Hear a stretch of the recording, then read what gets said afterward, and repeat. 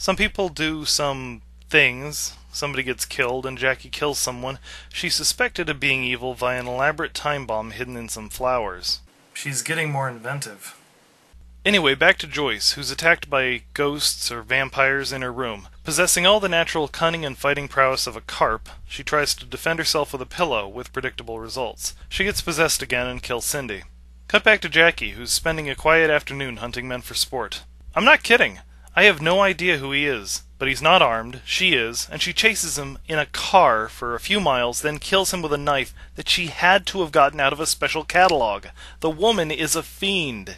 After that, she of course evades the police. Then, suddenly, she's teamed up with Cop, who apparently didn't get the memo, to save Victim, who has once again been kidnapped. Or maybe she stayed kidnapped the last time and Jackie just killed the guy who could tell her where Victim was being held, or...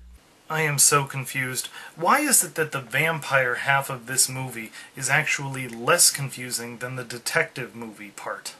Well, there's a battle between the police and the thugs, and soon the bad guy is looking down the barrels of Cop and Jackie's guns. Wisely, he chooses to end his own life before Jackie can get her hands on him, something she can barely suppress her disappointment towards. Film B ends with Cop and Jackie flirting. Maybe love will change her. Maybe she'll give him a 10-minute head start. Well, at this point, I think we have to admit that we are not going to be seeing Robo Warrior. Best as I can figure, this is one of those horror franchises that follows the villain rather than the hero. But there are so many differences between Super Vampire in the old film and Super Vampire in the sequel that I don't think you'd even be able to recognize it as a sequel unless you already knew. Oh well, on to the film.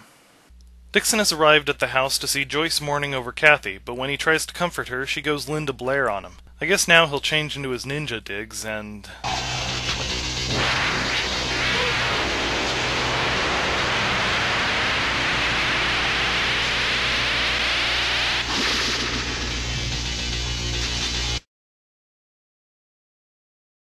He magically changes into Robo Warrior? What? No, Robo was a guy who got turned into a cyborg. He didn't spin and transform into one like Wonder Woman. This is just the director reusing an old costume because the ninja one got dirty in the last scene. Whatever. Okay, Dixon in a robot suit fights Super Vampire, and the comedy relief vampires go to the fallen Joyce, intent on eating her. Suddenly she starts screaming and...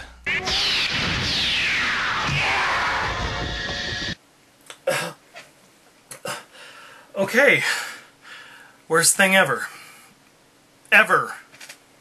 Anyway, God. Okay, I was wrong. Fat Asian child dressed as a vampire is worse than a woman giving projectile birth to a shapeless mass. I don't know why, but it is.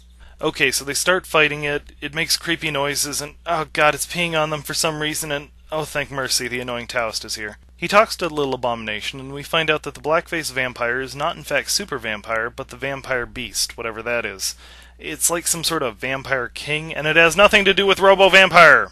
So Dixon defeats the Vampire Beast, and the Taoist takes the vampire kid into his own custody. We next see Dixon and Joyce at Cindy's grave, where he tells her... Don't be upset. Yeah, what's to be upset about? The fact that she was possessed? The fact that she was forced to kill her friend? The fact that she's probably going to have to undergo months of painful surgery to reconstruct her explosively decompressed vagina? She just needs to take it easy. Okay, so let's look at some of the themes of this film. First being... you know what? No. No. I just can't believe this. Greg! Oh, right, need to use a video phone. There we go. Well, you see, the trick, Leroy, is modifying the Groil... Victor, hi! Greg! So, you completed Counter Destroyer? That was not a Robo Vampire sequel. That was barely a movie. It's got vampires. It's got Robo Warrior. No, that was a guy in a Robo Warrior suit. Is Pee-wee's Big Adventure a Godzilla movie because a guy in a Godzilla suit showed up for a few seconds? No! You lied to me! Well, these kind of movies don't really define sequel, you know? Stop trying to excuse it.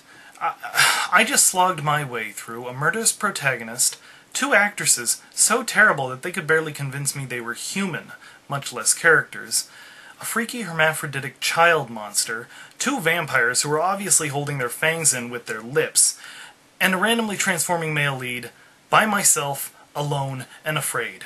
I can't believe that even you would set me up like this.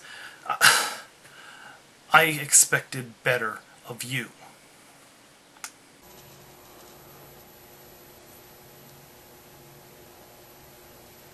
I know what I have to do.